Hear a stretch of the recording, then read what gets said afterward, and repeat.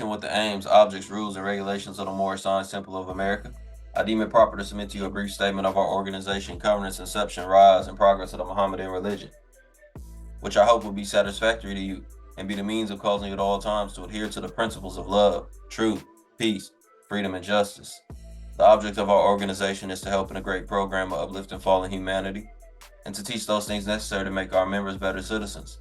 Our divine and national movement stands for the specific grand principles of love, truth, peace, freedom, and justice. If you have race pride and love your race, join the Moorish Temple of America and become a part of this divine and national movement. Then you have the power to redeem your race because you'll know who you are and who your forefathers were. Because where there is unity, there is strength. Together we stand, divided we fall. The Moorish Temple of America is therefore appealing to all loyal, faithful Moors, members, and the American citizens to help in the great uplifting acts of this national and divine movement. I do hereby declare that you are a Muslim under the divine laws of the Holy Quran of Mecca. Love, truth, peace, freedom, and justice. Allah is the greatest. Alhamdulillah, alhamdulillah. Welcome to Sunday school. As always, as our Grand Sheik has instructed us, let's take a second. Let's get our intentions right. Let's set some intentions if we haven't. You know what I'm saying? It could be just for more knowledge. Oh, Allah, ask Allah basically to say, increase me in knowledge. You get what I'm saying? And that right there is a benefit. Last week we covered the chapter on insufficiency of knowledge. So this week we made it to the final of the five foes. They all tie up and they all, if we go from instability, inconstancy, weakness, insufficiency of knowledge, what you end up with is misery. Alhamdulillah. The Holy Quran of the Moorish Temple of America. Know yourself and your Father God Allah, that you may learn to love instead of hate. Every man needs to worship under his own vine and fig tree to unite innovation. So we are in chapter 44, I believe, but we're going to start back. We're going to start with the soul of the man, and we're going to work our way forward. And hopefully by the end of this, when we get to the end of the chapter on misery, you'll see all of it kind of wraps itself all together, and you get a final product, and that final product is misery. That final product, if you don't know your soul, which is the soul of man, if you don't know thyself, if you don't, learn from the pinnacle of wisdom, then you get instability, then you get inconstancy, then you become weak, and then you have an insufficiency of knowledge. Now you're miserable. Yeah, and we'll break all this down, inshallah. So, from the soul of man, which is chapter 38, it says the first key is, the blessing, O men, of thy external part are health and vigor in proportion. The greatest of these is health. What health is to the body, even that is honesty to the soul. Got to be honest with your soul, because if you don't be honest with your soul, what you begin to do is jade yourself or block yourself, or what we've been talking about, for instance, God starts to put vanities in your heart. Our National Grand Sheik talked about this on one of the last national calls. He said he went over Surah Baqarah, or the cow. And he said, these people, they say they with you and they begin to lie. And Allah says, because they lie, he increases that disease in their heart, which is vanity. So honesty to the soul. So if you're not honest, Allah begins to put vanity in your heart, hypocrisy in your heart. So the health is for the body, what honesty is to the soul. That has a soul that is of all knowledge, most certain of all truths, most plain to thee. Be meek, be grateful for it. Seek not to know it perfectly, it is inscrutable. We kind of touched on this yesterday. We're talking about the soul of man. We kind of talked about this on Friday, about Jesus, how that's perfected man. You get what I'm saying? That's spirit man. And it just tells you in this chapter, and we said we have a comprehensive knowledge of that, so Jesus can't be Allah because Allah is incomprehensible. So we can't be Allah, but you can't even fully know your own soul. So I just want to put that in there. It says, that thou hast a soul that is of all knowledge, the most certain of all truths, most plain unto thee. Be meek, be grateful for it. Seek not to know it perfectly. It is inscrutable. You can't even fully know your own soul. So if you can't fully know your own soul that's in you, how could you fully know the creator of the souls? How could you fully know the one who formed the soul? Because the soul is just, it told us in the creation of fallen man, it's just the spirit vibrate not so fast. In the Holy Quran of Mecca, it tells you that The spirit is something that you've only given a little knowledge of. So it's only something we know a little bit about. You get what I'm saying? And the soul is that spirit, just not moving as quickly as the spirit. Slow down a little bit. So you can't know your soul perfectly. So since you can't know your soul perfectly, there's no way you know the creator of the souls perfectly. We can know Allah as much as Allah allows us to know him. Thinking, understanding, reasoning, and willing, called not these the soul. They are its actions, but not its essence. Alhamdulillah. So we get to know that we can get to know the soul, but we can't know it perfectly. Now let's skip through. Alhamdulillah. The end of this chapter, perception of thyself. Seeing yourself correctly. Once again, we talked about if you're not honest, Allah starts to put vanity in your heart. If you lie, if you give your word and you don't keep your word, Allah starts to put hypocrisy in your heart. So perception of yourself will become vague. And it also tells you, he who doesn't see himself clearly, others discover them most plainly. So once again, going back to the soul of man, perception of thyself, the knowledge of him who created thee, the sense of worship thou owest unto him. Are these not plain before thy face? And behold, what is there more that man needeth to know? So first off, perceive yourself correctly. Then have the knowledge. Once you perceive yourself correctly, have the knowledge of your creator. And what it says, get to it. Man, if you don't know yourself, it's an old maxim of truth, an old saying. If you don't know yourself, you can't know God. And this is what it's saying here. You got to know yourself so you can know God. It's a key in here when it says basically that man, if you want to see the omnipotence of Allah, contemplate that frame. And some people in their vanity have taken that as, I'm God. I want to see the power of God. I just got to think about myself. That's not what it's getting at. That's a misinterpretation.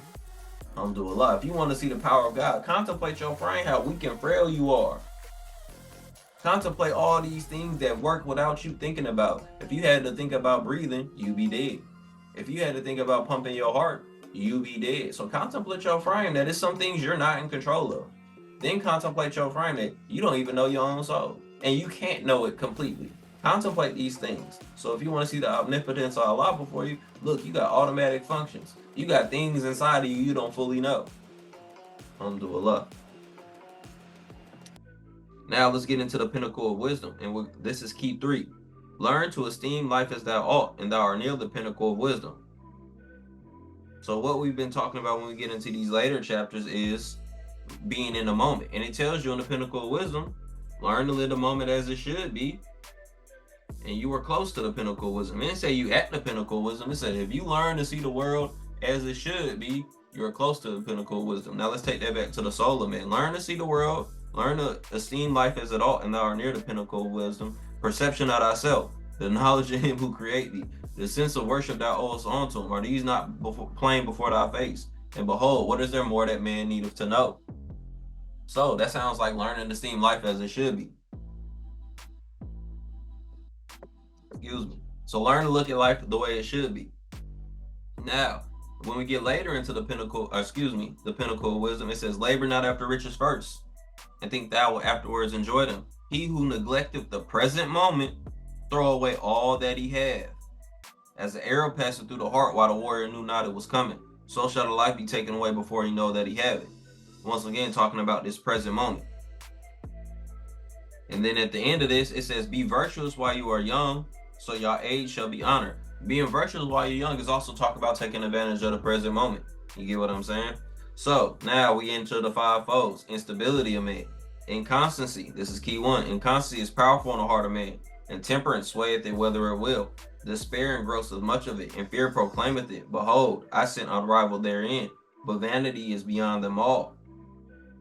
Weep not therefore at the calamities of the human state, rather laugh at his follies. In the hands of a man addicted to vanity, life is then but the shadow of a dream. Now, I want to break down having the shadow of a dream. A dream in itself is a vision that's not necessarily a reality. Right? A dream can give you some interpretations of what's going to come, but it itself might not actually be the reality. Now, that's the dream. It said life is the shadow of a dream. So you in triple darkness. You triple veil. You know what I'm saying? You in veil after veil after veil. Because if you're not in a dream, so you're already not in reality, which allows the only reality. It's the only truth. That's the reality. Then it's the dream. Then it's the shadow of the dream. Alhamdulillah. So if you're not living in the moment, and if you don't understand, like it said, contemplate your frame so you know yourself. So you know about, it says in the chapter on know thyself, weak and ignorant as thou art, O man. Alhamdulillah. So if you are a vain person who's blind to all of this, it says, in the hands of a man addicted to vanity, which is just deceptions, lies, falsehood, things that are not true. All of these are vanities. Life then is but the shadow of a dream. Like I said, we know the shadow, the lower self, those guys that are clothed with but a thought or nothing but shadows, clothed in a thought, right? So it's that, then it's a dream, then it's reality. So how far away are you from the truth? You got layers and layers between the truth. So what's really going on with that kind of person? Alhamdulillah. So now, and it tells you, act as you become in thy present station, and in one's more exalted faces you won't be ashamed. The heart of man cannot attend at once too many things. He who fixeth his soul on show loseth reality. He pursueth bubbles which are breaking their flight, while he treads to earth what would do him honor. The moment. You tread to earth the moment because you vain. You look into the next moment, or you looking into the past. So we've gotten to the point where we're describing, it already told you, and we're just leading all this up just to build up to misery. Because in the end, the end couple keys in misery, you're going to see all of this is what it's talking about. And this is a miserable person. So we see once we get to, it told you about the soul of man, what you should do. And then it told you, and next in the pinnacle of wisdom, also what you should do. Perception of yourself, learn to esteem the moment as it should be. So that's the soul of man and the pinnacle of wisdom. Also told you that you have a soul, and to be honest, honesty is like health to the body, but for the soul. So, and it told you about this person who's vain. It gave you two different characters. Now when we get to instability, it starts telling you about the makeup of instability and not valuing the moment. Now we're in inconstancy. And it tells you nature urgeth you to inconstancy, oh man. Now, when we go into chapter 1, it talks about the nature of man. And it said this nature became a form full manifest. So you have to fight this foe. So it's talking about he who gave thee a body, armed it with weakness. But he who gave you a soul, armed it with resolution. Employ it and be wise. So you have to fight against these tendencies that come from what we call in today's day and age in turn, generational curses, things you've inherited problems. From the womb of thy mother, various and wavering. From the loins of thy father, inherit thou instability. So then it tells you where you get this from. You get your inconstancy from your mom. You get your instability from your father. Now we know instability, we broke this down, is the thought process. I'm unstable in my intentions, and it's going to tell you that in this chapter. We know inconstancy is the action. So you get the inconstancy, the various and waveringness in your actions from your mom's side, from your mom's genetics. And you get the instability, the wavering in your thought process from your father's side. Those who gave thee a body furnished it with weakness, but he who gave thee a soul armed it with resolution. Employ it, and thou art wise, and be wise, and thou art happy. Now, let's get more into this. Let him who doeth well beware of how he boasts of it, for it's rarely of his own will. Is it not the event of an impulse from without, born of uncertainty, enforced by accident, dependent on somewhat else? To thee, and to the accident is due the praise. And we know law governs all events, so this is just another way of saying, to Allah all praise is due, because it's an event and an accident that led you to do the things you're doing. For example, being in the Moorish Science Temple of America. I knew about Moors. I knew nothing about Noble Drew Ali before I got here, or the Moorish Science Temple of America until I got to California. And then the only reason I got here was because I came out here because my mom was dealing with a health issue, and I came to help the family out. So the only reason I found the Moorish Science Temple of America, because it was an impulse. Ooh, gotta go help mom. Or an accident. Ooh, something happened. Gotta go do this, right? So that getting here wasn't even something I was trying to do. Alhamdulillah. So that's how you can be guided so much. It'll be looking like all these things going wrong sometimes, or problems in your life, and it's actually Allah guiding you to the place you need to be, or the place He wants you to be. So is it not the event of an impulse from without, born of uncertainty, enforced by accident, dependent on someone else, to thee into accident is due to praise. So it said, let him who do well beware of how you boast of it, for rarely of it's of your own will. So be careful when you start boasting, because that might be the thing that start putting vanities in you, because you didn't do that. Your creator did it for you. He put you in that position. So this key here, beware of irresolution in the intent of thy actions, instability in your intent. And beware of instability in the execution, inconstancy. Instability in the execution is what inconstancy is. See, instability in the intent or irresolution in the intent is instability. Then it tells you, so if you're irresolute in your intentions, you're not stable. Your mind is various and wavering. Alhamdulillah. What it say, you can't serve two masters. Then it tells you beware of instability in the execution. So it tells you what instability is, bad intentions or not strong intentions. Then it tell you what inconstancy is, instability in your actions. Now let's go back to instability. Inconstancy is powerful in the heart of man. Intemperance swayeth it whether it will. Despair engrosseth much of it. Behold, and fear proclaimeth, behold, I sit unrivaled therein, but vanity is beyond them all. Our Grand Sheik talked about this a couple calls ago, that fear will make you do some stuff. It'll make you start listening to people who you shouldn't be listening to. Your fear start making you listen to your vanities. Prophet Muhammad, peace and blessings be upon him, he had a hadith. He said that inside talk that you do sometimes when something happens, he said that's the most lying talk you will ever hear. You start judging people's intentions. They did that because of this, or I need to show them this. He said that's the most lying talk you'll ever hear. That inside voice that's trying to compel you to do something. Yeah, because there's no compulsion in religion, so you know who that should be. If it's trying to compel you to do something, that's the lower self. So now let's move on. At the end of this chapter, it says, establish thy heart, O man, in that which is right. Then know the greatest of human is to be immutable. So now we're in weakness. And then it starts, vain and inconstant as thou art, O child of imperfection. How can't you be weak?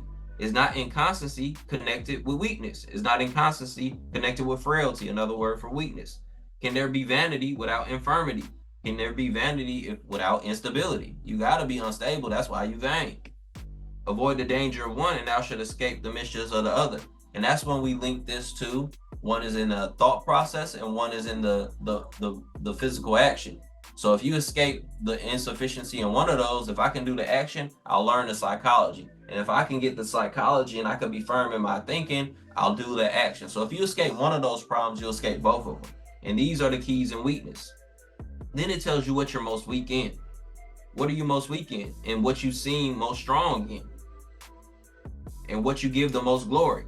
Even in possessing the things which thou hast. And in using the good that is about thee. So what about this? We talk about maybe physical possessions, but it says you might be the weakest in what you try to act like you're the most strongest. People try to act like they're the masters of this, they're the masters of religion, they're the masters of knowledge of self. And the chapter tells us, where are you most weak? In the thing that you seem is most strong in. Insufficiency and knowledge is the chapter coming after this, excuse me. Are thy desires also frail?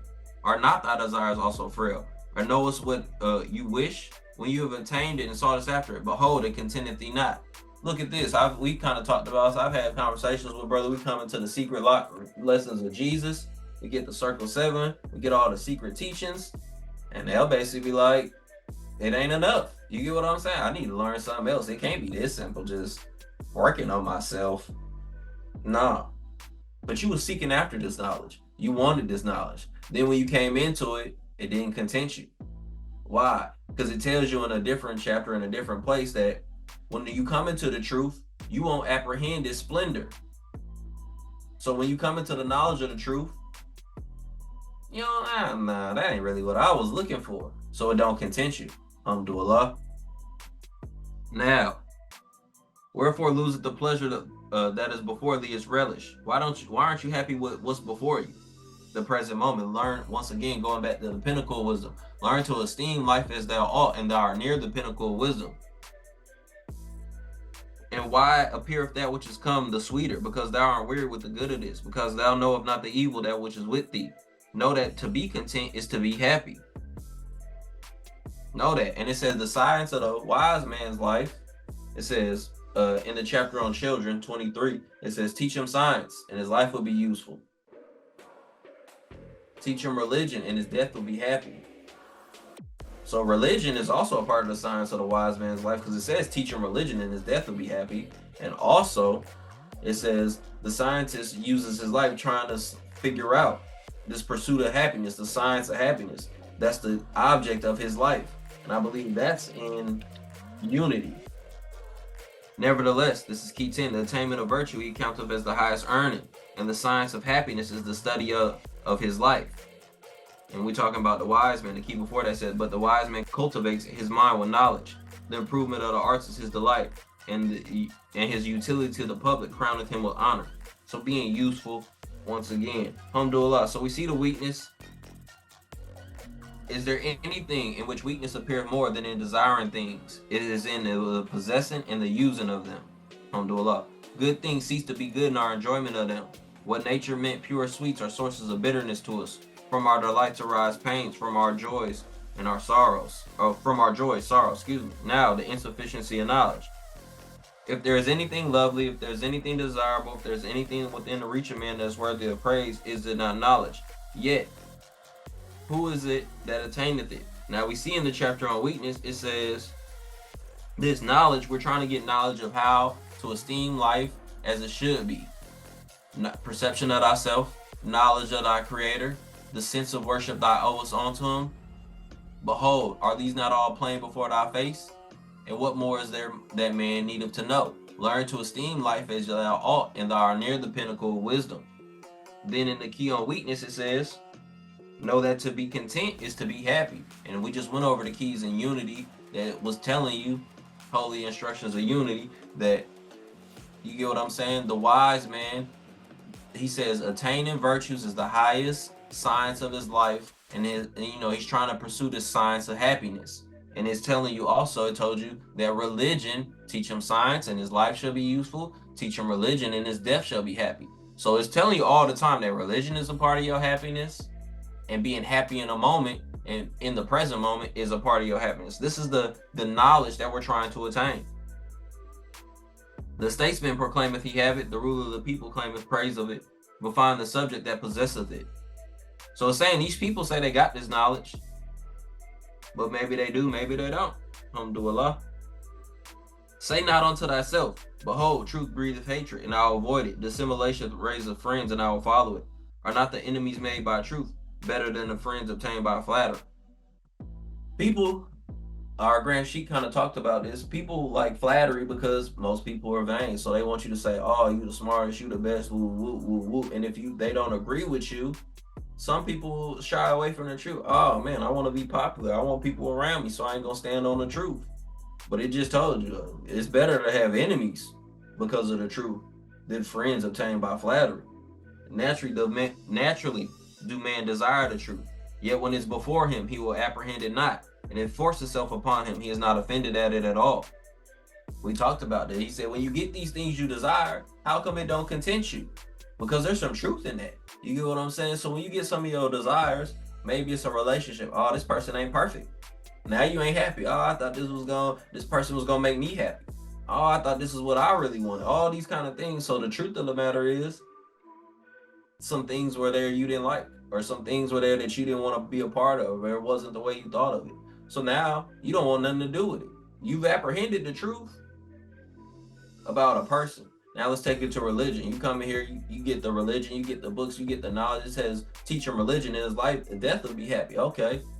If I know that's the best thing to do, to be happy in death, that means I lived a life with no regrets. Alhamdulillah. But then when you come into this knowledge, because of certain aspects or because of the vanities in your own soul, no, I don't want to do that. No. So then you get addicted to what they say, that person pursuing bubbles, that breaking their flight. He said the man addicted to vanity is like someone who's seeing life from a shadow of a dream. Reality, dream, shadow of a dream. So think how they see in life. They're completely blind. The fault is not in truth, for that is amiable. But the weakness of man beareth not his splendor. It told you that in weakness, that the truth was to be content in a moment. But the weakness of man won't let him Won't let him bear his splendor. He want joys, he want happies, he want these things, you know what I'm saying? These are all things, your joys and your griefs are connected. So that means if you're too joyful, you're gonna experience some grief. If you too and it also tells you this, which is a beautiful thing if we think about it. It says the fool, if you give him something good, he'll only do bad with it or the evil of it. But the wise man, if you give him something bad, he'll find the good in it. So joys and griefs are connected. So if someone's too joyful and they get too much good, they only do the bad. A good example is that as an addict. I'm getting so much of what I want, now I'm addicted to it. We can do drugs, we can do food, we can do shopping, we can do the opposite sex. There's so many things you can get addicted from the good of it or the joy you're receiving from it. But what about bad? Because it said if you give the wise man the bad, he'll get the good from it. So what if you're giving a lot of sorrow in your life? What if you're getting a lot of pain in your life? What if if you're a wise person, you'll get the good from these things. What could be the good from sorrow? What could be the good from pain?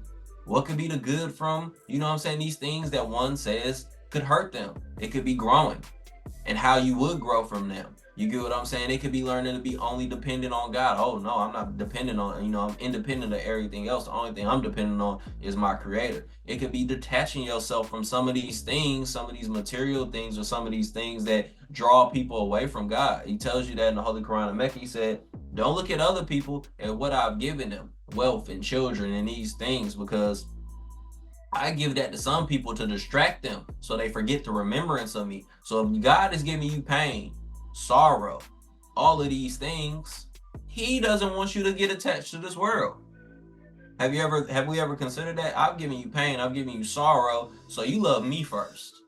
Then once you love me first, now you can have the wife or the husband, the spouse, the children, the cars, the clothes. You can have all this now because now you know who to love first and who to love the most, Allah. Then all these other things are just blessings of Allah. And when you love Allah first, because you've had the pain, the sorrow in your life for so long, when you put Allah first, all these other things you'll show gratitude for them and you'll appreciate them. Now, when you don't love Allah first, you love the joys and the pleasures and the things, when you're not getting the things that's joyful. Allah says it like this in the Holy Quran of Mecca. If I give man something, I do him some good, I show some favor to him. He says, oh Allah, you have honored me. But if I take it away, and he says, oh Allah, you have humiliated me. See how ungrateful he became because he took away the joys and the pleasures of these things? Now let's think about the other side. Allah tells you like this about the other side. He says, I leave some people in darkness for an extended time. So that way when they come into the light, they'll choose it and love it. So Allah, what I was talking about, leaving you in pain and misery and darkness, he'll leave you in that position sometimes. So that way when he brings you into the light, you'll be like, I'm not letting that go. Oh God, oh, thank you for coming back for me. I'm not letting it go. And we talked about that also in the chapter on inconstancy, when we broke into the tranquil heart. It said, have a sound heart, come back to your Lord, pleased with God and pleasing to God. You see me, you came into the light. Oh, thank you, Allah. You was in the darkness so long, you came into the light. Oh, thank you, Allah. Then you're happy with God and God is happy with you. God also tells you that in another way. He says, if people don't obey me, I will replace you with a better people who will love me and they will not be like you. You get what I'm saying? So he left people in darkness for a while because these the ones who gonna love Allah. I know I'm speaking from my own personal life. I was in the darkness so long. One, I knew I didn't do anything to get myself out of the darkness that we talk about. It's only a chosen few. Oh, God gave me this. He chose me. I ain't do nothing right. I was living completely wrong. Praise Allah. You still came back for me? Praise Allah. Oh, then I started learning about Islam. Oh, I love Islam. Alhamdulillah. So he'll leave you in the darkness long enough. So when you finally see the light, it's like, imagine being blind. That's what being in the darkness is. You've been blind your whole life. Even though you walking around, you seeing stuff, but you blind to it. You blind to all these things because you got vanities in your heart. Then Allah start removing your vanities because you're doing charity, you doing your prayers. He removing the veils from your eyes. You don't start seeing. Now remember what I said. The man addicted to vanities, remember what the Circle 7 said, I'm just repeating, excuse me. The man addicted to vanities is living in the shadow of a dream. So reality ain't a dream. You get what I'm saying? It's reality. Then it's a dream. Then it's the shadow of a dream. So imagine working yourself up. You start doing prayers. You broke out the shadow of a dream. Now you in a dream. This is dream-like. Praise Allah. I was in the darkness. Then you start breaking through the dream. Oh, this is reality. Hold up. Also, that could be called certainty. So these are the things when you start to remove them vanities, Allah start to do for you. Alhamdulillah. And it said, "Wilt thou see thy insufficiencies more plainly? View with thy devotions. To what end was religion instituted? But to teach thy infirmities, to remind thee of thy weakness, to show thee that from heaven alone art to hope for good." Praise Allah. So now we've caught up. We went from the soul of man, perception of yourself, knowledge of your creator, the worship that you owe to him. Are these not playing before y'all face? Behold, what is there more than man need to know? Then that's the soul of man, pinnacle of wisdom. Learn to esteem life as thou ought. And after it tells you learn to esteem life as it ought, it tells you about people who don't esteem life as it should be. The unstable, the inconstant, the weak, the insufficient in knowledge. All of these are people who don't see life the way it should be. The unstable, it told you, has some vanities and it's unrivaled in their heart, right? Key 4, where's the nearest place to meet them? In the heart. So if vanity is unrivaled in your heart, that means it got control of it. Are you meaning Allah there? Nah, you're not. You mean something else there. Whatever you think, your own vanities, your own blindness. So after it told you about the soul of man, you can't know your soul perfectly. Learn to esteem life as it ought. Perception of yourself. Now we get into people. Then in the next chapters, it starts to teach you about people who don't perceive themselves correctly because they're vain. The unstable, the inconstant, the weak, the insufficient of knowledge. Now here we are at misery, where we're going to wrap all this up.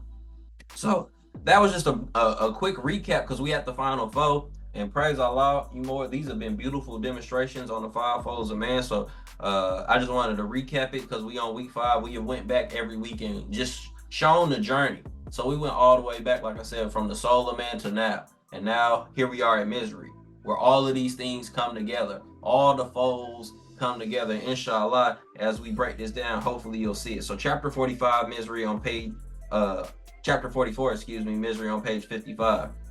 Key 1. Feeble and insufficient as thou art, O man, in good, frail and inconstant as thou art in pleasure. Yet is there a thing which thou art strong and unshaken. It is misery. It is the character of thy being, the prerogative of thy nature. In thy breast alone it resideth. Without thee, there is nothing of it. And behold, what is its source but thy own passion? We just went through these chapters and it was talking about how your passions and how the weakness is formed from your passion. So you see weakness there, right? I just want to show how you're seeing the 5 folds all play out in misery. Now, feeble and inconstant as thou art in the maintenance of justice. We just went over that in the insufficiency of knowledge. So feeble and insufficient as you are, O man, in good. Good is another kind of synonym for justice. If you're doing good, it's just. Alhamdulillah. So feeble as you are, once again, in the insufficiency in the maintenance of justice. Frail is another word for weak. Inconstant. So all of these are in the first 2 keys. Frail and inconstant thou art in pleasure. Yet there's a thing which thou art strong and unshaken. Its name is misery. It's the character of thy being. We went over this in the chapter on, it's either, I think that's inconstancy. Nature urgeth thee to weakness, O man, therefore, or nature urgeth thee to inconstancy, O man, therefore guard thyself against it at all times.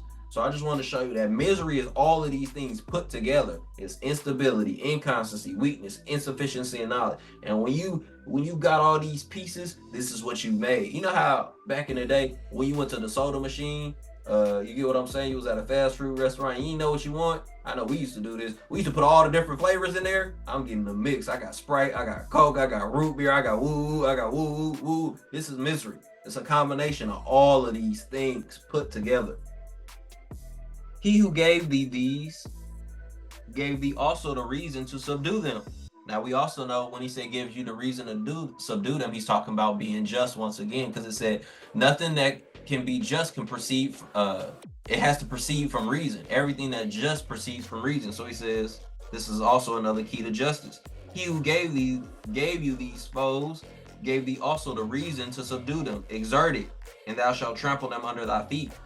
Thy entrance into the world, is it not shameful? Thy destruction, is it not glorious? Lo, men adorn the world, men adorn the instruments of death with gold and gems, and wear them above their garments. He who begetteth a man hideth his face, but he who killeth 1,000 is honored. No, notwithstanding that this is an error, custom cannot alter the nature of truth, neither can the opinion of man destroy justice. The glory and the shame are displaced. Alhamdulillah. So we see some people, they say our custom is we don't follow the Holy Quran. It said, customs cannot alter the nature of truth, neither can the opinion of man destroy justice. There is but one way for man to be produced. There are 1,000 by which he may be destroyed. There is no praise or honor to him who give being to another, but triumphs and empire are the rewards of murder. But triumph and empire are the rewards of murder. Now we going back to the insufficiency of knowledge, because this section on here said the statesman, the ruler, proclaimeth it, but it's talking about how many crimes have been authorized by the decree of a council. It's these same people here. Yet he who have many children have many blessings, and he who have taken away the life of another shall not enjoy his own. While the savage curses the birth of his son, and bless the death of his father, does he not call himself a monster? The greatest of all human ills is sorrow. Too much of this thou art born into, and don't add on to it by your own perverseness. You already born into, let's say, this crazy world. World crazy. They doing all kind of wild stuff out here. He said, don't add on to this crazy world by you yourself being unstable, being inconstant, being all these different things. Don't add on to the ills of the world. Grief is natural to thee, and is always about thee. Pleasure is a stranger, and visit thee by times.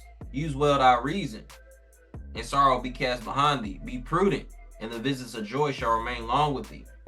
Now, when it says be prudent, if you go to the chapter on the children, chapter 23, it says teach him prudence and wealth. He'll have wealth. So prudence is good judgment. You get what I'm saying? To be prudent is good judgment. Alhamdulillah. Every part of thy frame is capable of sorrow, but few and narrow are the paths that lead to delight. Pleasures can be omitted only simply, but pains rush in 1,000 at a time. As the blaze of a straw fadeth as soon as it is kindled, so passes away the brightness of joy, and thou knowest not what become of it. So we see here is describing these things, but it's still describing the instability of these moments. You want pleasure in the next moment. Labor not after riches first, and think afterwards thou will enjoy them. Same degree here. Stop thinking about all these things. You're going to be happy when I have this, or when this is going on, these events, or in this. All of these things are just like our Grand Sheik was saying, this is just a drop in the bucket. He was talking about someone who lived 115 years. So these singular events are really just a drop in the bucket. It's over with before, especially that's just normal life. But somebody who's vain, it's less than a drop in the bucket, because you vain. So you think about all these different things in a moment. So you really didn't even enjoy the moment. You think about whatever vanities you thinking about in the moment, whether it's the next moment, what you finna go do, or the past moment, or any other kind of vanity, yourself. You could be thinking about all these different things. So you're really not in the moment. Sorrow is frequent. Pleasure is rare. Pain cometh of itself. Delight must be purchased. Grief is unmixed. But joy wanteth not its allow of bitterness. As the soundest health is less perceived than the slightest malady, so the highest joy touches us less deep than the smallest sorrow. We are in love with anguish. We often fly from pleasure. Reflection is the business of man. A sense of his state is his first duty. Who remember himself a boy? Is it not a mercy then that sorrow is allotted unto us? So this key is beautiful. Reflection is the business of man. We're supposed to reflect.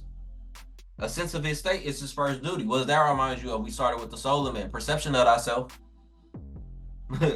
Perception of thyself. He says a sense of his state is his first duty. Mind state, physical state, financial state. You got to know yourself. Once again, it's talking about reflection is the business of man. You must know yourself.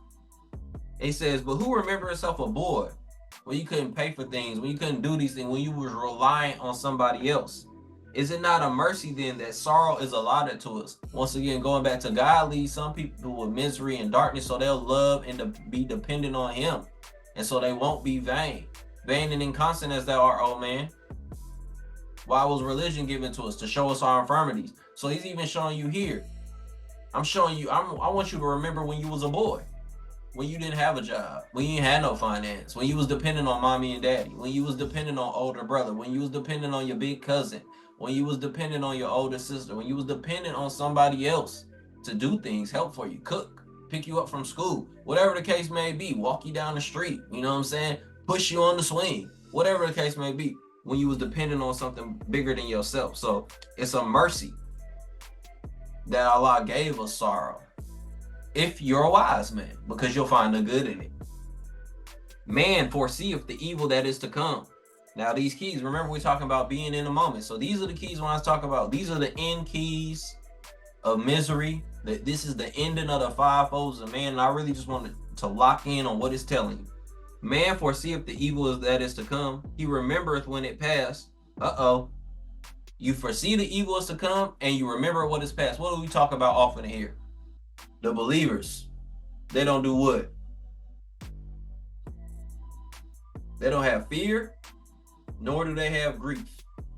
We'll just talk about, once again, being in the present moment. And let's go to this key again. Man foreseeth the evil that is to come. Fear, anxiety, anxiousness, all of these things that have, make your heart beat a little faster, make you tremble, make you sweat, make you think about your provision. Oh, how I'm gonna pay for this, how I'm gonna take care of this, oh, how I'm gonna eat, how I'm gonna woo. Man foreseeth the evil that is to come. He remembereth it when it is past. Grief. So we see in here, we at the end of misery. We in key 20. It's only 23 keys. So, alhamdulillah. He considereth not that the thought of affliction woundeth deeper than the affliction itself. Think not of thy pain, but when it is upon thee, and thou shalt avoid what hurt thee the most. Hold up. Be in the moment. At the end of misery, which is the accumulation of all the foes, it tells you thinking about things in the future, what's going to harm you, and you think about things in the past, what's also going to harm you. Then it lets you know, so you're already messed up from that. Then it's telling you that's what's doing you the most harm in your life. Your own thoughts. Your own thoughts. That's what damaged you the most. Not the thing that's actually did some damage. Somebody hurt you. Some girl hurt you when you were 16. Now you're a dog for the rest of your life. Nah, you know what I'm saying? Some boy broke your heart when you was 14. Now you don't trust men for the rest of your life. So it's those thoughts of the pain that keep you making what? And it put vanities in your heart. Because what? Honesty is like health to the body, but it's for the soul. So these things start to blind you and they become vanities. You just like the last man. No, I'm not. You're just thinking about the last man. I'm not like him. You're thinking about him. Has nothing to do with me. She just like the last girl. No, she is not. You got pain and you got hurt. So as soon as somebody don't text you back, it's World War VII. You gonna blow me off? You gonna play me, Big Papa? You see what I'm saying? It's the pain from the past, and it's messing up your present moment. So it said, think not of thy pain, but when it is upon thee, and thou shalt avoid what hurt thee the most, your painful thoughts. He who weepeth before he need, weepeth more than he need. Why? But that he loved to cry. Oh God. Why would you be crying about something I'll tell you a perfect example. My mom, she was in the hospital, she was having surgery. I was in the house, I was breaking that girl. Oh, Ma. Mommy. You know what I'm saying? My mom came home a week later. I said, this is when I was at the temple. I was reading these kids. I said, man, I gotta stop all this crying. Ain't nothing happened for me to cry. I realized that key. You know what I'm saying? That really, the reason I bring that up, the Circle 7 really helped me through the moments because I was going through a lot. My mom was sick. She was in the hospitals during COVID. You couldn't even go to the hospital the whole day. You just had to wait. You know what I'm saying? You know how anxious you'll be just waiting on the call? Then when you're waiting on the call, you don't know if the call gonna be good or bad. So these keys really helped me find peace in them moments. I gotta stop doing this. That was the last time I just sat around crying. I ain't doing that no more. That was about 3 years ago. There's been a lot of doctor's appointments, a lot of things. I ain't doing that no more. I just like to cry.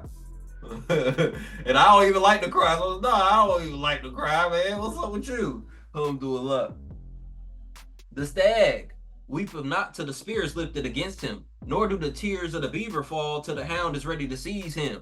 Man anticipate death by the apprehension of it, and the fear is a greater misery than the event itself. What we've been talking about, these are all things that what we seen. This is misery. These are all things that take you out of the moment. He said the fear is the worst thing itself. Fear is the worst part of it. Be always prepared to give an account of thy action, and the best death is that which is least premeditated. Because we all gonna die, but what you finna be thinking about that for? So you could be nervous and weak your whole life, and even that's how you want to go back to your creator. Like, I was super scared, so I want to read the first keys of misery, because it started up there, and then because it's breaking down all these other keys in one chapter.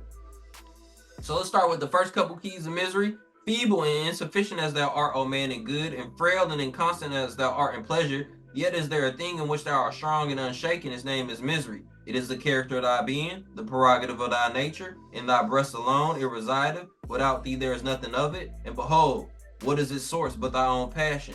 He who gave you these, also gave you a reason to subdue them. Exert it, and thou shalt triumph under thy, trample it under thy feet. Now let's go with the end. So it told you how to get rid of it. It told you how you got it. And what also did it tell you? He who gave you these, it tell you in the other chapters, you get your inconstancy from your mama, your instability from your daddy. So it's breaking down the origin of these things. Now, man foreseeth the evil that is to come. He remembereth when it is past. I'm just using the hammer. We already went over this. Man foreseeth the evil that is to come. He remembereth when it is past. He considereth not the thought of affliction woundeth deeper than the affliction itself. Your own thoughts are hurting you more than what's happened to you. You're holding on to them. So we see here in misery, alhamdulillah, we made it to the end of the five folds, but we see here that this is all in our inner selves, and it's all in our thoughts. And now let's go to the chapter 12. Jesus teaches the people how to obtain eternal happiness. What does he tell them? See, we could all of these five folds, Jesus broke it down in a very simple way in chapter 12. In silent meditation, this is key one, we're on page 19, and after this I'm going to turn over the floor. Chapter 12, Jesus teaches the common people at a spring, teach them how to obtain eternal happiness. Because what's the science of a wise man's life? The pursuit of happiness. In silent meditation, Jesus sat beside a flowing spring. It was a holy day, and many people of the servant caste were near the place. And Jesus saw the hard drawn lines of toil on every brow and every hand, and there was no look of joy in any face. Not one of all the group could think of anything but toil. And Jesus spoke to one and said, why are you all so sad? Have you no happiness in life? Once again, this is the science of the wise man's life. He's telling you right there, you don't have no happiness? The man replied, we scarcely know the meaning of that word. We toil to live and hope for nothing but toil, and bless the day when we can cease our toil and lay down in Buddha city of the dead. And Jesus' heart was stirred with pity and with love for these poor toilers, and he said, toil should not make a person sad. Man should be happiest when they toil. When hope and love in the back of toil, when hope and love are at the back of toil, then all life is filled with joy and peace, and this is heaven. Do you not know that such a heaven is for you? The man replied, a heaven we have heard, but when it is so far away, and we must live so many lives before we reach that place, here we go. And Jesus said, my brother man, your thoughts are wrong. Your heaven's not far away. It's not a place of meets and bounds. It's not a country to be reached. It's a state of mind. Now let's go back. So he said, your thoughts are wrong. Let's go to the chapter on misery. Man foreseeth the evils that's to come. He remembereth when it passed. He considered not the thought of the affliction wounded deeper than the affliction itself. It's the thoughts that's wrong. This is what's making you miserable. It's your thoughts that's wrong. So heaven is a mind state that you create for yourself, and it's a physical location. You get what I'm saying? You're gonna go to heaven, or you're gonna go not to heaven. But it's all in your own making about how you think and how you handle this life. Because when you leave from here, you're going to be out of this body. You get what I'm saying? And you're going to go somewhere. When you leave from this body, he tell you that in the chapter. He said, when the body remains, the soul leaveth, doesn't the body remain perfect? So you're going to leave from this body and go somewhere. So alhamdulillah, that was the end of the five folds of man. We see it's all talking about our thoughts, getting our thoughts correctly about how to be in a moment, how to think about the moment. And it tells you that in the chapters leading up to the five folds of man. So praise Allah. With that, I yield the floor. Open the floor up to the Moors. Happy holy day. Great times we're in that we can conquer these foes and get our thoughts correct, inshallah. Work all that you can, but know the good that you do is the result of an impulse and an accident. So be careful how you boast of it, and keep your hearts pure and clean with water. Act 7. Islam, more guidance school. In the name of Allah, arise high on the heaven, giving perfect praise to Allah, the author, the creator, the governor of the world, the almighty, eternal, incomprehensible, the one who is supreme, most wise, and beneficent. And him alone belongs worship, adoration, thanksgiving, and praise. Allahu Akbar. I give honor to all true and divine prophets, Jesus, Muhammad, Buddha, and Confucius. I give honor to our illustrious and industrious forefathers, the harbinger Marcus Messiah Garvey, and the last prophet in these days and time, Prophet Noble Drew Ali. I give honor to our national Grand Sheik, our assistant Grand Sheik, I give honor to our national Grand Sheik, Cosmo Hill, our assistant Grand Sheik, King Ali Bey, our Circle 7 Quran, the Holy Quran of Mecca, our Constitution and bylaws, our 101 questions for Moorish children, our Sisters Auxiliary, and our Moorish Youth League. I give honor to our faithful members of the Moorish Temple of America, and I give honor to you all for your investment today. I extend honor to all sheiks, sheikesses, members, guests, and all within the sound of my voice. I greet you all in the humble words of peace, Islam. In the name of Allah we pray. In the name of Noble Drew Ali, we give honor to the honorable, credit to the creditable, and salvation to the salvageable. Peace on earth and goodwill to all humanity. Islam. Islam, Lord, happy holy day. And I wanted to, exercise my 5 senses on that beautiful demonstration from our Sunday school teacher. It takes a lot of preparation. It takes a lot of studying to prepare these lessons for us in Sunday school. And I just wanted to give honors to our Sunday school teacher for that. Again, this is my 4th or 5th year breaking down the beautiful Holy Quran of the Moorish Temple of America. And I'm getting better layers of understanding. Before I came into the temple, I always say this, I was unaware of some of the emotional battles that I was fighting with myself. I always had a job. I got a job early at 17, 18 years old, right out of high school. And, when you first get a job, you're happy. You're excited about learning something new, being able to take care of yourself, be independent. But it was always something missing. I always had thoughts of, what am I doing here? And I'm not here at the job on this earth. What is my purpose here? It was always, it was good to get my good check and to be able to go buy material things and, take care of people that was in need, if you will. But it was always an underlying thing of, who am I? What is my duty here as a man? And I was the one to search. I was looking for more information. My grandmother, I was raised by my grandmother and my parents, but she would always give me things that stuck with me. And one of the things that I never really agreed with was what we called ourselves, and especially when it got to Black. I would even ask questions, to some of my teachers and as a young man about the whole African American thing. But when it got to Black, I said, I had enough. This can't be true. I look in the mirror, it don't pass the eye test. And I was in search, so I ended up finding the Moorish Temple of America. And now it makes all too much sense now.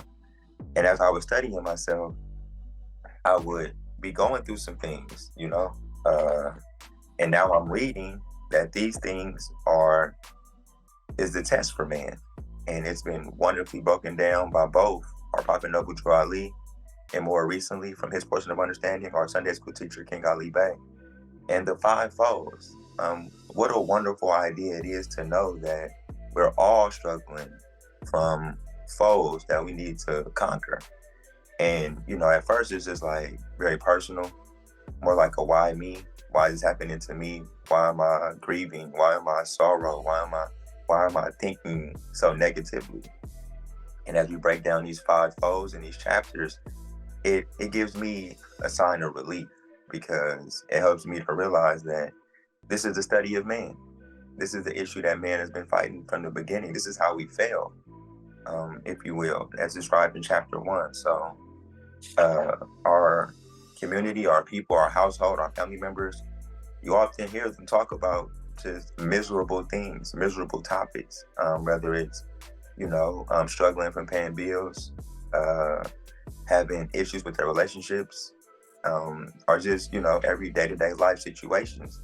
And now we have the instructions on how to deal with some of these miseries, and to see that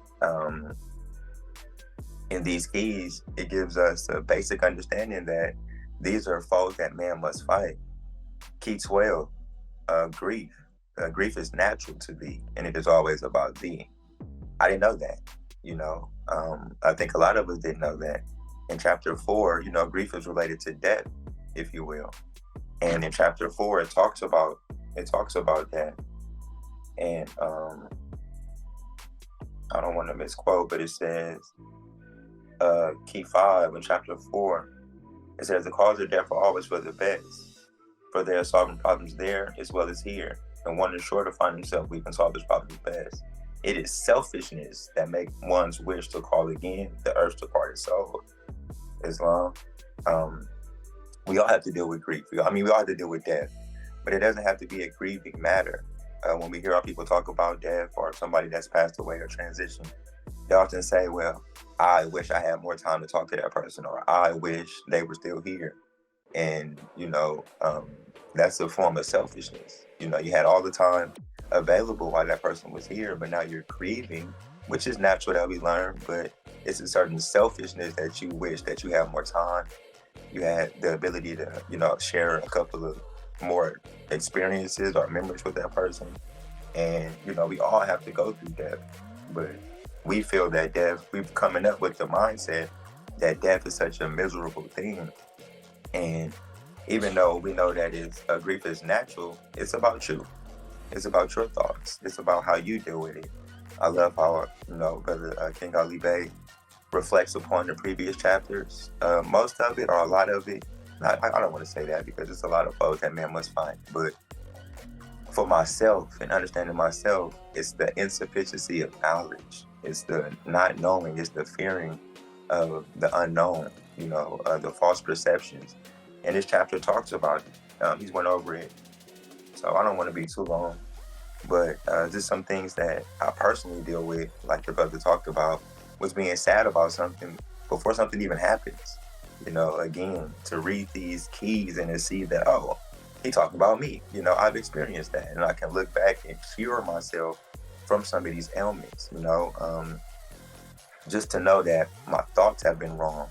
My body and my senses were telling me that something was off, but I didn't have the proper educations. I wasn't in the proper school of thought to get these remedies, these solutions, these resolutions. And it's just an honor. You know, I always come with sincerity and just being grateful for being in a position to find this wonderful school of thought, the Moorish Temple of America, to have met you Moors and our National Grand Sheik, to get my thoughts together, to create a better pattern of thoughts, you know. And as we reflect earlier in the chapter, you know, the sin is in the thought. Our brother Jesus, you know, which, you know, I wanted to talk about that a little bit, about, you know, the teachings of Jesus on Friday, which was so, you know, progressive to some conversation that I had during this week. But he talked about that in obtaining eternal happiness, which the brother talked about in chapter 12. Is that our thoughts are wrong. And we come here a blank slate. We come here purely to learn.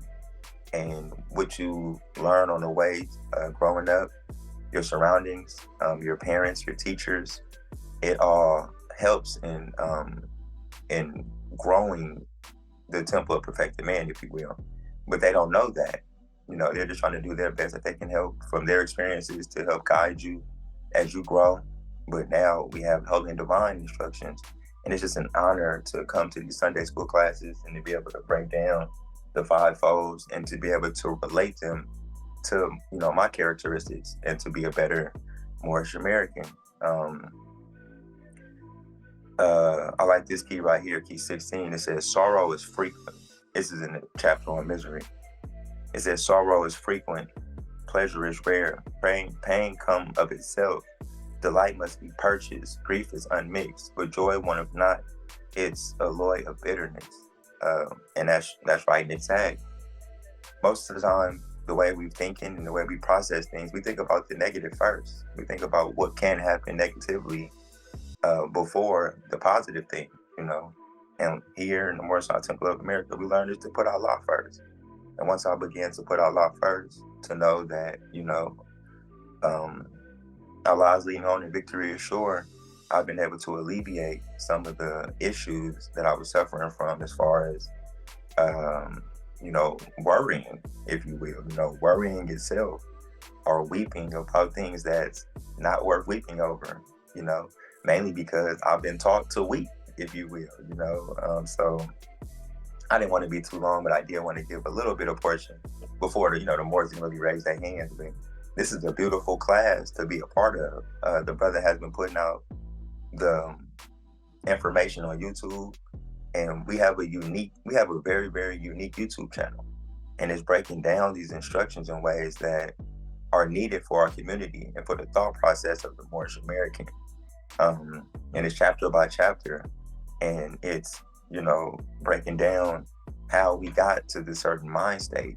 So I just want to give high honors to the assistant Grand Sheik and his demonstration and being studious and preparing these classes so that we can be better prepared, to go out into the world and to demonstrate as Moorish Americans. At one point, I was a Sunday school teacher. This is a station that everybody will have the opportunity or can have opportunity to hold, and it wasn't as in depth as this Moors. It wasn't as simply put as this Moors demonstrating. Even when I was studying before we had our YouTube channel, I would go and sit in some classes for other temples, and it wasn't as detailed as this brother is laying down. So it's an honor to have him as an assistant Grand Sheik. It's an honor to have you, Moors, and come and give your portions of understanding to the temple, into the classroom. We're here to exercise our five senses. So when we all have opportunity to speak, we all have opportunity to be teachers and to learn from each other. So in Key 19 it says reflection is the business of man, and I often just reflect of where I've come from, where I want to go, and where our temple is headed. So I just really will come here in a state of gratitude, humble to you Moors and you members, that this has really been my salvation.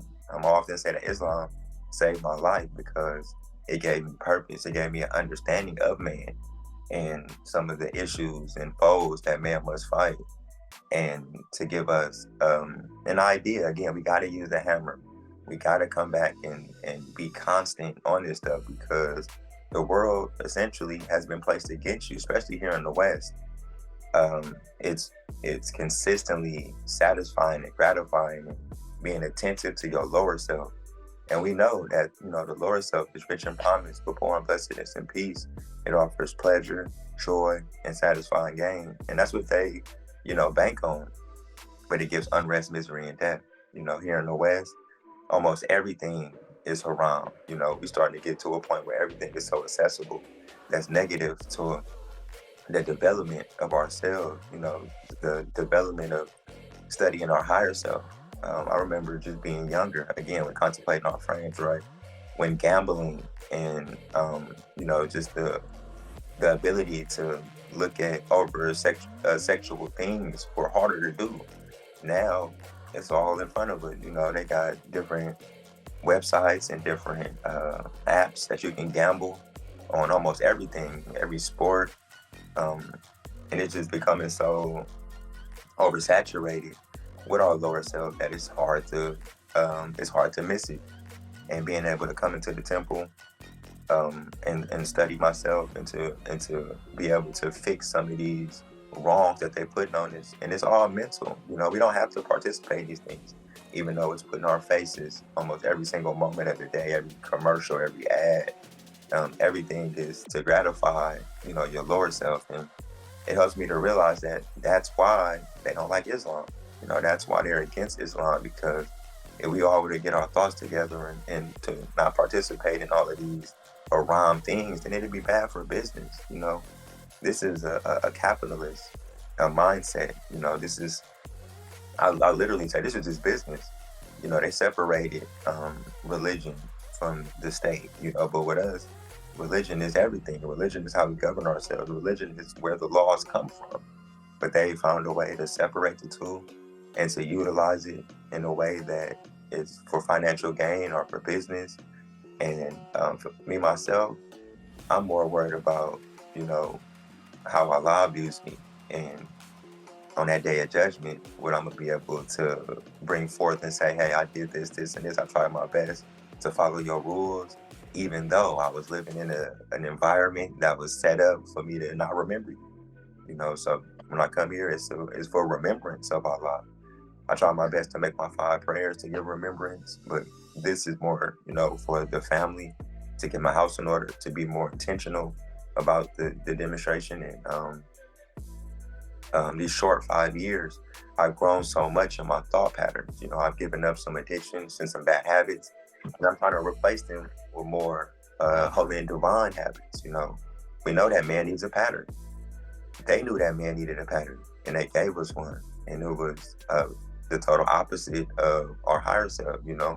So gratitude more.